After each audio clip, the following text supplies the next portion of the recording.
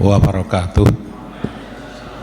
Alhamdulillah alladzi asbahna wa asbahal mulku lillah walhamdulillahi la syarikalah la ilaha illa huwa wa ilaihin nusur.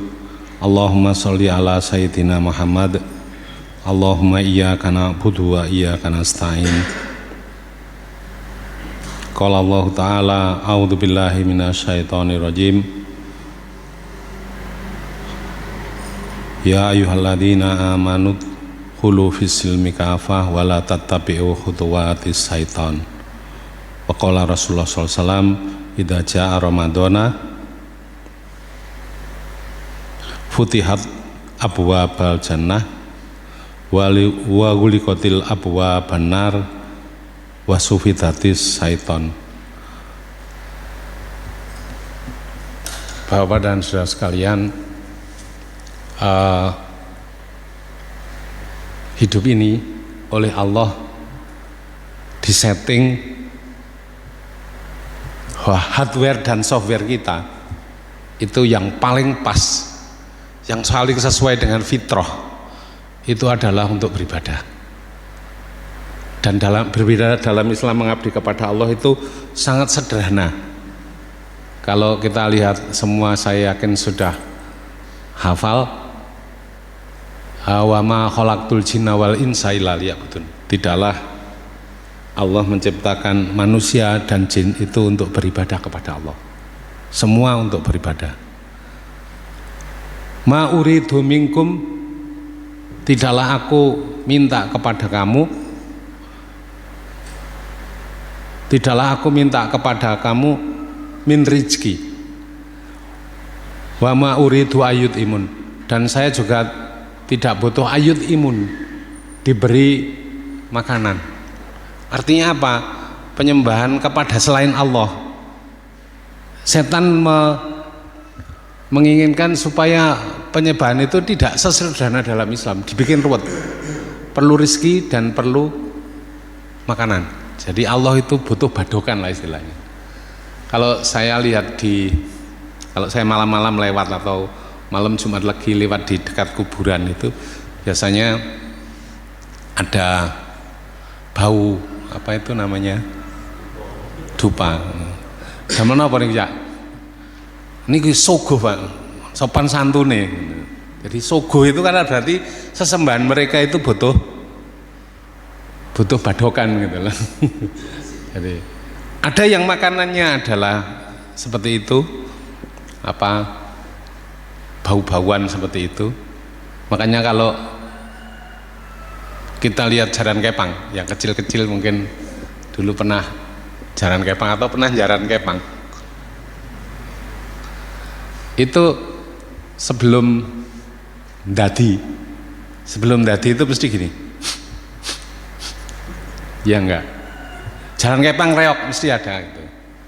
Lah sesaji untuk mereka, minyak, rokok, kembang, dupa, itu sesaji untuk mengundang mereka. Itu setan dari bangsa jin. Nah, poinnya adalah begini, Bapak dan saudara sekalian,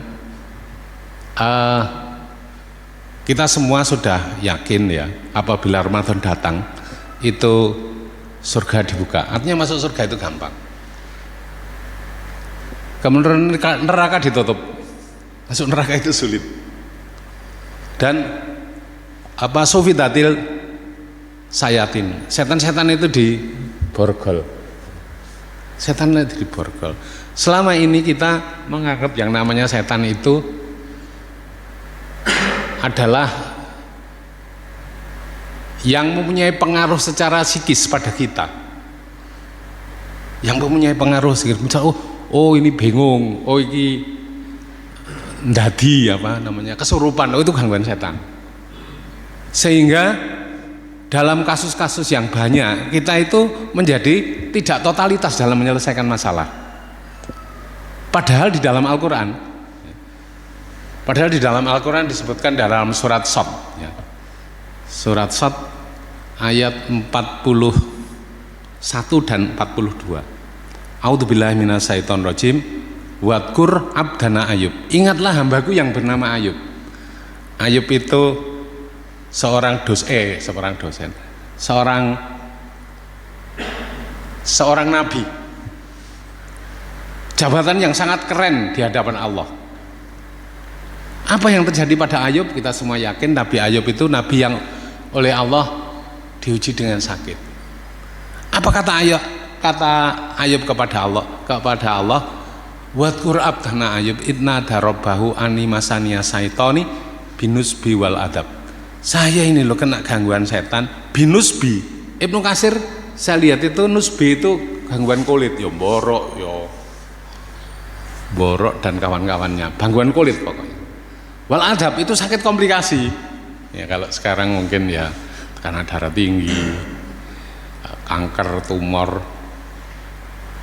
diabetes dan kawan-kawannya. Jadi sakit yang dialami oleh Nabi Ayub itu bukan hanya sakit yang bersifat psikis gitu loh. Waktu itu kan ceritanya dia sampai sambat begitu itu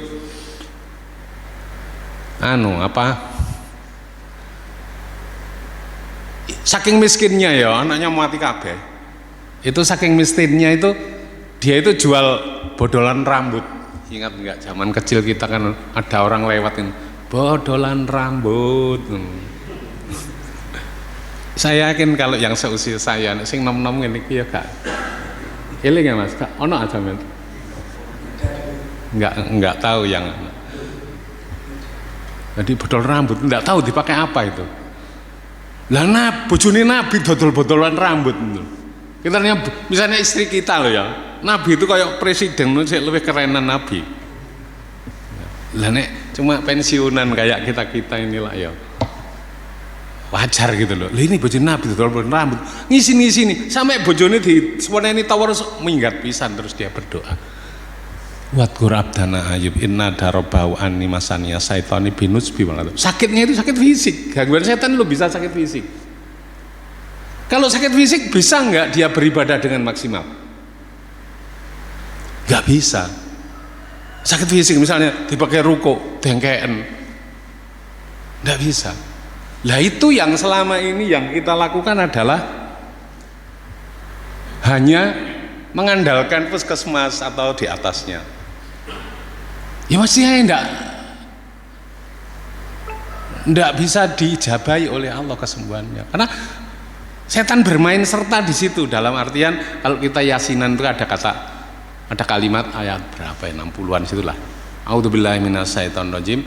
Alam ahad ilaikum ya bani adama Allah ta'budu syaiton. Aku sudah wanti-wanti kepadamu wahai anak-anak Adam, kita semua adalah cucu-cucunya Adam. Allah tak butuh syaitan, jangan jadi pengabdi setan, pengikut setan. Innahu lakum aduwwum mubin. Sesungguhnya dia itu musuh jangan diikuti. Jurusnya jangan diikuti. Jurusnya apa? Jurusnya menyesatkan kamu. Alam ahadilaikum ya bani Adam Allah tak putusat innahu lakum aduwwum wa ani buduni. Oleh karena itulah ayo sembahlah kepada aku. Hada siratul mustaqim. Jalan penyembahan kepada Allah itu loh jalan siratul mustaqim. Sedangkan jalan pengabdian kepada setan ya jalan mencong. Jalan mencong menuju Allah maupun jalan mencong menuju kesembuhan, sehingga kita tidak bisa beribadah kepada Allah secara maksimal. Bukankah setiap Jumat kita diwanti-wanti A'udzubillahi minasyaitonirrajim ya ayyuhalladzina amanu taqullaha haqqa tuqatih. Hai orang yang beriman, bertakwalah kamu kepada Allah dengan ketakwaan yang benar.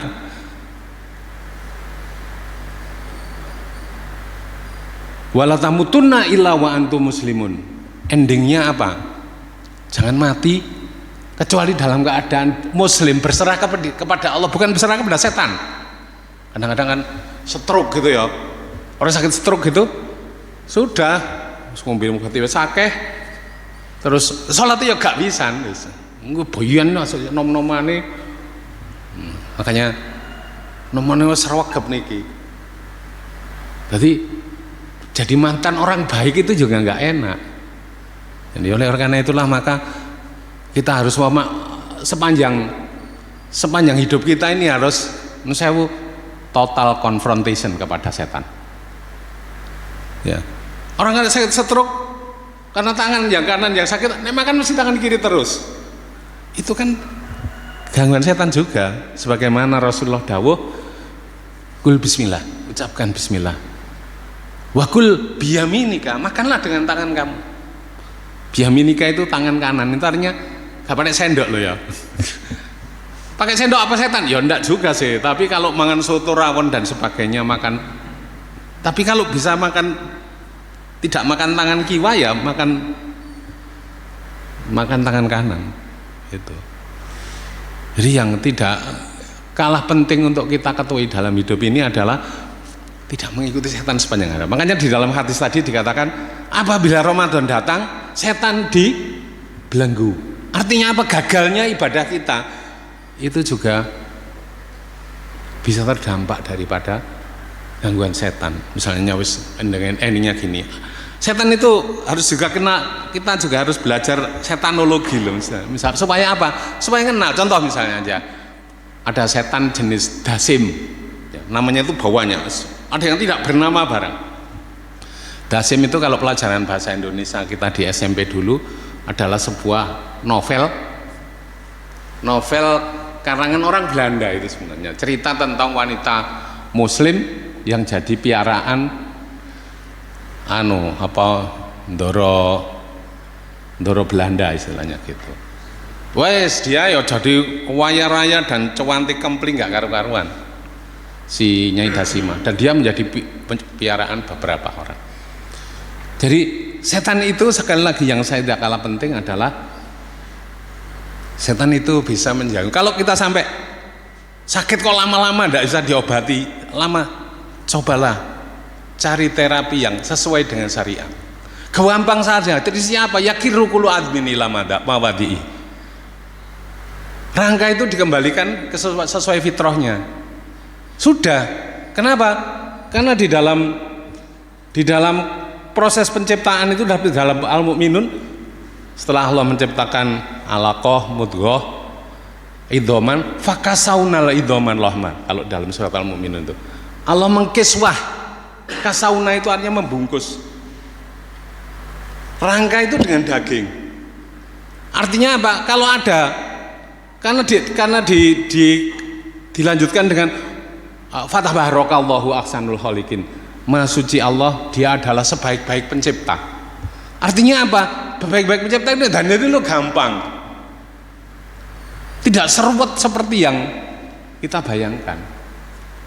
Nah, sementara ini teknik-teknik mengembalikan rangka kepada tempatnya itu sesuai dengan fitrahnya itu tidak kita kenali. Padahal dasar saya sendiri sudah mencoba. Saya punya pengalaman ya ketika saya masih muda. Ini yang mungkin kawan-kawan yang tahu. Saya itu dulu kacamata min 12 saya enggak. Oh ini. Dikembalikan rangka di sini ada yang meluntir sedikit dibetulkan gitu. Cuma betul lama karena waktu itu saya sendiri masih eksperimen untuk diri saya sendiri. Jadi fakasaunal hidoman lahma. Coba kita misalnya langsung berpikir kita, oh iya ya, pertama syariat Islam masuk gak ngatur urusan sehat sih. Ngatur, sederhana dan bisa dilakukan sendiri. Sederhana dan bisa dilakukan sendiri, mari kita buktikan habis ini. Misalnya ada yang ya sing gampang, paling gampang dan langsung biasanya instan tuh 5 menit itu biasanya geger pinggang pusing itu 5 menit, tidak harus antri di rumah sakit lama-lama. Teori Islam itu lo gampang, cuma bisa kita lakukan berulang-ulang, bukan pisan tok, berulang-ulang. Jadi nanti kalau misalnya ada yang mau, saya ada keluhan A, nanti kita pelajari obatnya sampean apa, saya lihat di Google, oh berarti sakit sampean ini, baru kita di video dipraktekkan sendiri, sederhana banget, tidak usah antri repot-repot, ya, tidak usah antri yang rumit-rumit. Sekeren apa sakitnya, insya Allah ya. Sekeren apapun sakitnya, insya Allah. Kalau cuma sesek lambung, insya Allah sekarang sudah menemukan formula di mana waktunya tidak lama-lama ya. waktunya tidak lama-lama. Ya kalau misalnya saya tidak bisa, ya saya bisa rujuk kepada kawan saya yang lebih pakar. Bahkan di Surabaya itu ada Bu Andriani, dia dokter, suaminya itu Direktur Rumah Sakit UNER Surabaya, Prof. Joko. Itu aja dia, anaknya semua dokter juga. Alhamdulillah dia juga berani declare bahwa ternyata perobatan Islam itu, teknik meluruskan rangka kepada tempatnya yang semula itu lebih canggih daripada obat apapun juga. Itu. Saya sampai berapa menit? Dan saya pas entot di mana? Entar. Sampai jam berapa? Jam 6. Lah berarti ya wis kelewatan. Ya. Terakhir ini closing statement-nya, ya. Bapak dan saudara sekalian, saya itu dulu sakit asam urat, minum obat 2 tahun. Selesaikah? Enggak, tambah sakitnya, asam urat, kolesterol. Padahal saya waktu itu beli obat asam urat namanya Pionik itu 200.000 sampai. Saya mau dengan obat yang waktu itu namanya Askes atau BPJS, pilih yang larang, ternyata juga sama, saya lihat, oh gini bahaya, saya lihat di Google loh ya. Habis itu 2 tahun tambah tekanan darah tinggi, 2 tahun lagi kolesterol, terus tekanan darah tinggi, terus apa lagi, apa jenenge TBC tulang. Dan dokternya itu dokter yang senior di Mojokerto ini, dokter senior dan kelasnya juga kelas baik. Apa yang terjadi? Ya nggak sembuh, tambah merantak kemana-mana. Saya berhentikan langsung, saya bertobat kepada Allah. Keliru paling saya ini. Jadi saudara sekalian, cucu saya itu ya biasa sakit. Kalau senengane buat es gitu ya, dibuatkan sama ibunya. Ya kadang-kadang kan panas ya. Panas itu ya dibedong aja. Bedong terus kakinya diangkat-angkat gini. Ya 10 menit sudah kelar. Nah ini yang hal-hal yang seperti ini kadang-kadang kita tidak pahami. Padahal Islam itu loh sangat sederhana dalam menyelesaikan masalah urusan kita ini. Apalagi urusannya dengan urusan yang penting, dan setan berperan serta dalam menjadikan kita sakit itu juga ada peran sertanya. Saya termasuk yang kena COVID kemarin. COVID saya baca-baca. Ini juga rekayasa Yahudi, bukan pandemi tapi plandemi, direncanakan supaya dagangannya laris. Nah, berapa negara yang dia? Apa Islam mengatur lambungnya diperbaiki, albat nur rasulillahi. Lambung. Lah lambung ini selama ini, nah saya rotok kepinter dedek ya. Lambung itu biasanya obatnya adalah omeprazol, lansoprazol, ranitidin, sanmah dan sebagainya.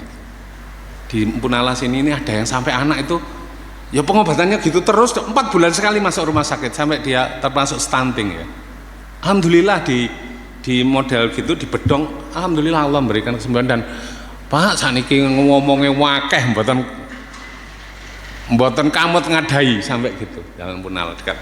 Terus di sini pojok ini juga gitu. Anaknya Hendro itu juga gitu. Anak masih kecil. Ya kalau dia model yang aneh-aneh gitu ya memang sulit, tapi kalau yang gampang-gampang, nah itulah. Maka sekali lagi closing statement kakak Pedawan, bagi saudara-saudara yang kegemukan seperti saya dulu, gak waras cobalah kulu wasrobu walatus rifu, makan dan minumlah jangan berlebih-lebihan. Jadi makan itu ya apa sih? Rasulullah mengatakan nahnu qaumun khat la naqulu hatta naju wa idza akalna lanasba. Saya ini kaum yang tidak akan makan kecuali lapar. Ya.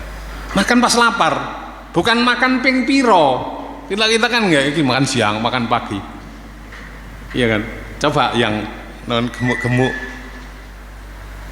Kamu ndak gemuk gak masuk. Makan gemuk, marung pisan. Diposting pisan. Udah ngeri sekali gitu. Ya. Ngajak orang itu, jangan ngajak orang ya. Jadi kulu wasrobu wala tusrifu innahu la yuhibbul musrifin. Terus ayat itu lanjut. Kul man harrama zinatallahi allati akhraja li ibadihi wat thayyibat. Surat Al-A'raf ayat berapa? Saya enggak hafal ya kayak Ustaz tadi Hidayat. Setelah ngomong makanlah itu ada kalimat kul man harrama zinatallah. Artinya kok siapa sing mengharamkan perhiasan dari Allah? Alladzi akhraja li ibadi, yang dikeluarkan oleh qul hiya lil ladzina amanu. Makanan-makanan itu halal untuk orang yang beriman. Qul innama harrama fawahisa ma dhahara minha. Sesungguhnya yang diharamkan itu yang fawahis, yang punya efek samping. Coba silakan makan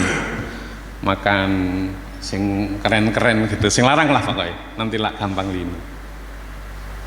Ma dhahara minha wa ma baton. Baik yang tersirat maupun yang tersurat. Oleh karena itulah maka saudara sekalian, enggak apa-apa loh, nanti saya punya pasien dari sini depannya rumah sakit Ema itu ada yang baru dari rumah sakit supaya ini enggak boleh makan buah ya Pak, harus makan buah. Alhamdulillah sekarang sudah bisa jalan. Terus ada lagi ini kambing ya. Kambing itu kan banyak yang enggak anu. Kambing itu loh halal dan sehat. Ya. Dulu saya makan rada enak didik linu, sekarang makan kambing enggak linu. Cuma nek seminggu sekali makan kambing ya bosen. Makanya saya harus makan kambing tadi. Lah, makan kambing itu memang kambing itu makan yang paling disuka oleh Rasulullah. Ya. Kalau budaya kambing ini digalakkan, masya Allah. Kawan-kawan saya yang peternak kambing itu luar biasa. Kambingnya ada yang 2000, ada yang ratusan gitu. Itu saudara sekalian, sekali lagi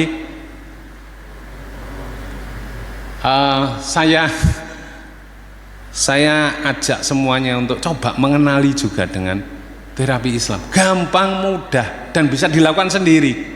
Kuliahnya juga murah, bahkan tidak usah, dan langsung bisa dipraktekkan. Ya. Langsung bidang. Saya dulu gemuk, ya, makanya kok gak waras-waras ini apa sih? Kelemon. Sekarang alhamdulillah makan yang kan bebek gitu aja enggak berani sekarang alhamdulillah. Tapi ya tetap kulu wasrobu wala tusrifu. Makan, minum jangan berlebih-lebihan. Kadang-kadang kalau es apa yang kalau enggak puasa itu kan botolnya kan gede gelasnya gitu. Ya degan. Ya, ada yang bukan degan itu loh. Sampai lali wis gak jajan rek. Itu saudara sekalian, mohon maaf, kita tutup dengan doa kafaratul majlis. Subhanakallahumma bihamdika asyhadu an la ilaha illa anta astaghfiruka wa atubu ilaik. Assalamualaikum warahmatullahi wabarakatuh.